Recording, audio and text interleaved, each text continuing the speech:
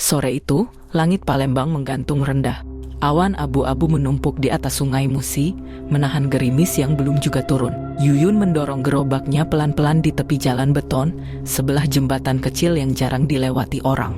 Suara roda gerobak berdecit, sesekali terdengar nyaring saat melewati sambungan jalan yang tak rata. Di dalam gerobak, pempek-pempek dagangannya terbungkus rapi dalam baskom plastik, lengkap dengan kuah cuko dalam botol bekas sirup. Tapi ada yang ganjil sore itu.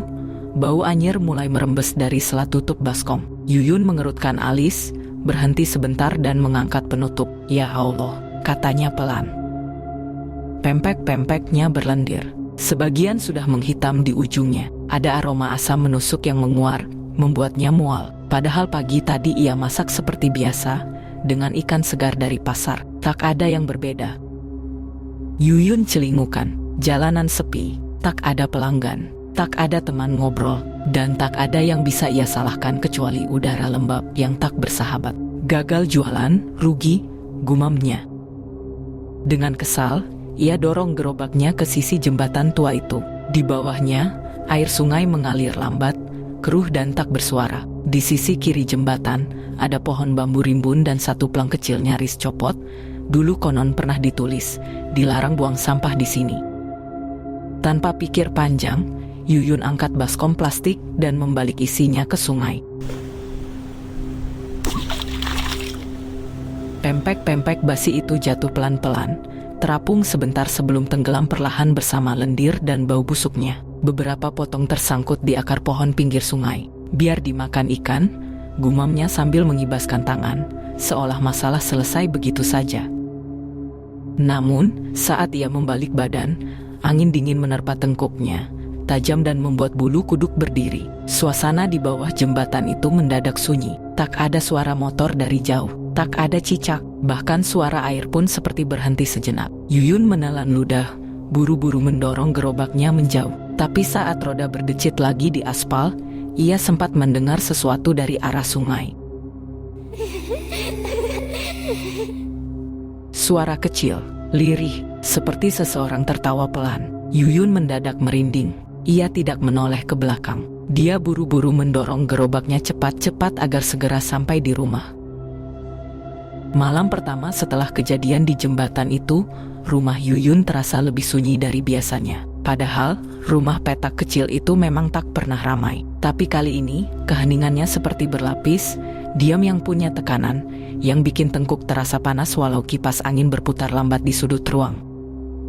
Yuyun duduk di lantai dapur, membersihkan sisa kuah cuko dari botol-botol plastik. Ia menyalakan radio kecil untuk mengusir sepi, tapi suaranya putus-putus. Lagunya sumbang.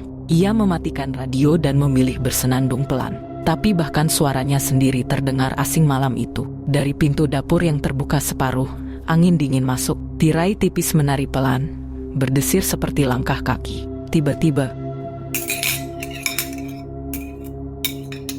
sendok dan garpu di rak bergemerincing sendiri. Yuyun menoleh cepat. Tak ada siapa-siapa. Angin, pikirnya. Mungkin angin. Ia berdiri untuk menutup pintu dapur. Tapi langkahnya terhenti. Di balik tirai yang bergoyang, ada sesuatu.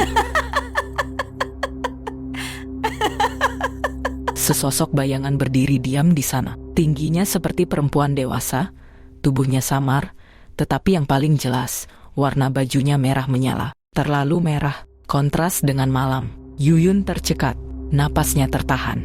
Dalam sepersekian detik, ia merasa tubuhnya kaku, seperti tertambat oleh pandangan yang tak terlihat. Sosok itu tidak bergerak. Ia tidak masuk, tidak juga pergi. Hanya berdiri. Yuyun memejamkan mata. Ia mundur pelan-pelan sambil membaca apapun yang ia ingat. Bismillah, Allahumma inni a'udzubika. Begitu membuka mata, tirai sudah diam, kosong. Tidak ada siapa-siapa. Yuyun buru-buru mengunci pintu dapur, memasang selot, bahkan menumpuk galon air di belakangnya. Ia masuk ke kamar dan menyalakan semua lampu. Tapi malam itu, ia tidak tidur.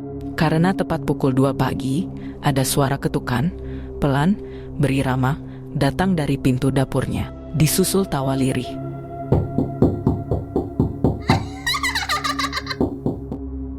Tiga malam Yuyun tak bisa tidur dengan tenang. Ketukan di pintu dapur makin sering. Kadang suara ketawa lirih itu berubah jadi tangisan. Kadang, waktu tengah malam, ada bau anyir seperti pempek basi yang menyelinap ke kamar dari sela ventilasi. Bahkan sesekali, pada jam-jam ganjil, lampu mendadak mati, hanya di rumahnya saja. Tetangga tetap terang benderang. Yuyun panik, tubuhnya makin lelah, matanya mulai cekung. Tapi tak ada yang percaya padanya. Mungkin kamu stres, Yun, kata tetangganya. Ah, paling juga tikus atau kucing, kata yang lain. Akhirnya, seorang ibu penjual sayur di pasar menyarankan nama Mbah Tirto, dukun tua di pinggiran kota. Katanya jago usir setan, asal berani bayar mahal. Yuyun yang sudah putus asa datang ke rumah Mbah Tirto siang hari. Naik ojek, rumahnya di belakang kebun pisang, sempit dan gelap meski matahari terik. Di dalam, bau menyan bercampur daun-daunan kering memenuhi udara. Dinding dipenuhi foto hitam putih, lukisan kuno, dan benda-benda aneh yang tak Yuyun kenali. Mbah Tirto duduk bersila di tengah ruangan, mengenakan kaos putih penuh bekas dupa. Tanpa banyak tanya, ia menatap Yuyun dan berkata, "Kau buang sesuatu ke air ya?" Yuyun tercekat. "Iya, pempek basi, di tempat yang angker." Yuyun mengangguk pelan. Mbah Tirto mengambil sebuah kantong kain kecil dari peti tua. Di dalamnya ada jimat yang katanya terbuat dari kulit ular dan kain kafan bekas. "Ini untuk pelindung. Taruh di dekat dapur. Jangan dibuka, jangan disentuh." 300.000, katanya datar. Tanpa pikir panjang, Yuyun serahkan uang hasil dagang minggu lalu. Ia pulang membawa jimat itu dengan napas sedikit lega. Malamnya, rumah memang terasa lebih tenang. Tidak ada ketukan, tidak ada suara, tidak ada bayangan merah. Tapi hanya 3 malam. Malam keempat, tepat jam 2 pagi, pintu dapur diketuk dengan keras, lebih keras dari sebelumnya. Jimat di pojok dapur terbakar sendiri. Asapnya putih pekat, dan dari sela api yang mengepul, Yuyun melihat seorang perempuan. Rambut panjang basah menutupi wajahnya. Bajunya merah robek. Air menetes dari ujung jarinya.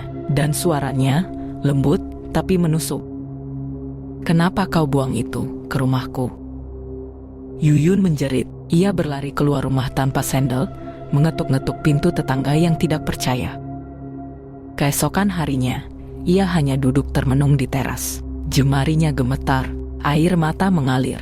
Baru kali ini ia merasa jiwanya benar-benar goyah. "Dukun tidak bisa bantu," gumamnya pelan. "Saya harus cari yang benar." Pagi itu, Yuyun duduk di serambi musala kecil tak jauh dari dermaga Getet. Matanya bengkak, wajahnya pucat, dan tangannya tak berhenti memeluk lengan sendiri seolah takut disentuh udara. Seorang tetua di pasar mengenalkannya pada Ustadz Malik, pria paruh baya yang dikenal sering meruqyah orang kesurupan. Sederhana, tenang, dan tidak pernah minta bayaran. "Saya nggak tahu Ustadz percaya atau enggak," suara Yuyun gemetar, "tapi saya diganggu. Sudah ke dukun, pakai jimat, tapi malah makin parah." Ustadz Malik tak bertanya banyak. Ia hanya mengangguk dan mempersilahkan Yuyun duduk bersila. Ia mengambil segelas air putih, membacakan doa, lalu mulai membaca ayat-ayat ruqyah dengan suara pelan namun tegas. Awalnya, tidak terjadi apa-apa, tapi ketika ayat keempat dibaca, tubuh Yuyun mendadak kaku. Matanya melotot, mulutnya terbuka setengah, dan suara yang keluar bukan lagi suara Yuyun. "Kenapa dia buang makanannya ke rumahku?" Suaranya berat, serak, tapi ada luka yang terdengar di balik kemarahan itu. "Aku sudah tenang, sampai dia buang itu. Di tempat aku lompat, di tempat terakhir aku bernapas." Ustadz Malik tidak terkejut. Ia melanjutkan doa, "Tenang tapi kuat. Siapa namamu?" "Mereka panggil aku Siti. Aku meloncat karena aku tak sanggup hidup lagi. Air sungai ini jadi kuburanku. Tapi dia datang dan membuang sisa busuk ke tempat aku tidur."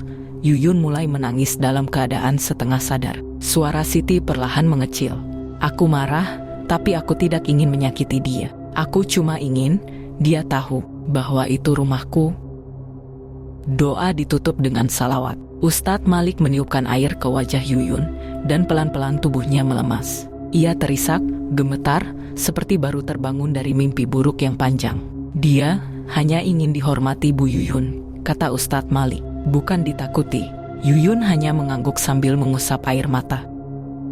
Sore itu, Ustadz Malik menyuruh Yuyun menyebarkan bunga di pinggir sungai tempat ia biasa buang sisa dagangan, sambil memohon maaf dan membacakan doa pendek. Dan malam itu, untuk pertama kalinya setelah seminggu teror, rumah Yuyun benar-benar tenang. Tak ada ketukan, tak ada suara, tak ada tawa. Hanya suara jangkrik dan kipas angin tua yang mendesis pelan. Sudah seminggu sejak ruqyah itu, Yuyun tak lagi mendengar suara ketukan di dapur. Tak ada lagi bau amis menyelinap di malam hari. Dan yang paling penting, tidak ada lagi sosok berbaju merah berdiri di dekat jendela saat ia sedang cuci piring. Ia kembali berjualan pempek, tapi kini dengan cara berbeda. Sisa pempek yang tak laku tak lagi dibuang sembarangan. Ia kumpulkan dalam wadah bersih, lalu sore-sore ia titipkan ke tetangga yang punya ayam. Kadang juga ke panti asuhan kecil di ujung gang. Kalau benar-benar tak bisa dimakan, ia kubur di tanah, jauh dari sungai. Setiap pagi, sebelum mulai mengadon, Yuyun menyempatkan diri duduk sejenak di sajadah, menunduk, dan berbisik, "Tolong jaga rumahku, aku nggak mau bikin marah siapa-siapa lagi, yang kelihatan, ataupun tidak." Pempek buatan Yuyun makin laris. Entah karena resep barunya atau karena orang-orang mulai merasa nyaman beli dari perempuan yang kini tampak lebih damai, lebih tenang, dan lebih ringan senyumnya. Suatu hari, seorang pembeli bertanya, "Yun, kenapa sekarang rajin ke musala terus?" Yuyun hanya tersenyum, menatap adukan pempek di tangannya, lalu menjawab pelan, "Kadang, kita butuh diganggu dulu, buat tahu mana jalan yang benar." Like and subscribe.